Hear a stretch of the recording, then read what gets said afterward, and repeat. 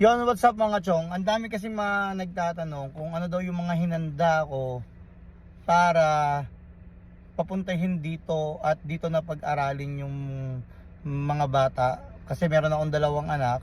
So, ang dami nagtatanong ano yung mga dapat ihanda, ano yung mga dapat i-consider mo para mag-decide na dito na lang mamuhay, dito na lang mag-aral yung mga anak mo. So, sagutin natin yan for today's video. First, syempre dapat meron kang stable na trabaho na kayang masustentuhan yung pag-aaral ng mga anak mo. So, kung magkano yan, sasagutin natin yan sa mga susunod na video. Pangalawa, meron kang stable na trabaho, dapat meron kang bahay. At least 1 BHK mga chong. Or kung isa lang naman yung anak mo, pwede na yan studio. Lalo na kung bata, kailangan nakahiwalay ka. Kasi syempre, hindi naman pwedeng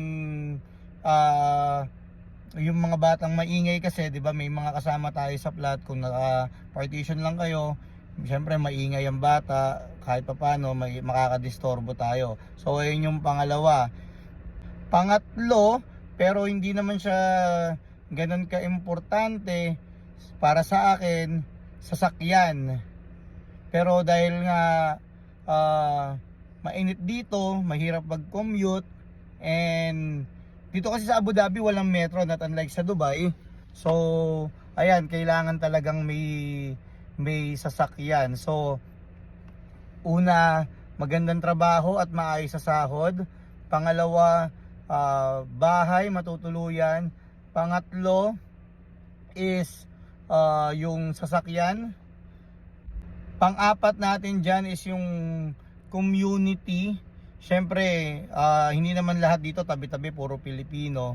So, dapat makabuo rin tayo ng community natin na makakapag-set tayo ng playdate sa mga anak natin. So, yun, good community actually. Dapat kailangan yun. Ayun, ang panglima natin at ang pinaka-importante, yung time natin. Kailangan i-consider natin yung time natin para sa mga bata. Hindi porket pagod na tayo sa buong araw na pagkatrabaho natin, mauubusan na tayo ng time para sa kanila. Syempre kailangan din natin kausapin yung mga bata, yung mga anak natin, kung ano nangyari sa buong araw nila, even nag-aaral sila tapos babalik nila. So kailangan natin, ang ganda dapat i-consider yung oras natin. So yun lang yung lima na yun. Kung may nakalimutan ako, comment nyo lang yan sa baba and i-discuss natin sa mga susunod na video.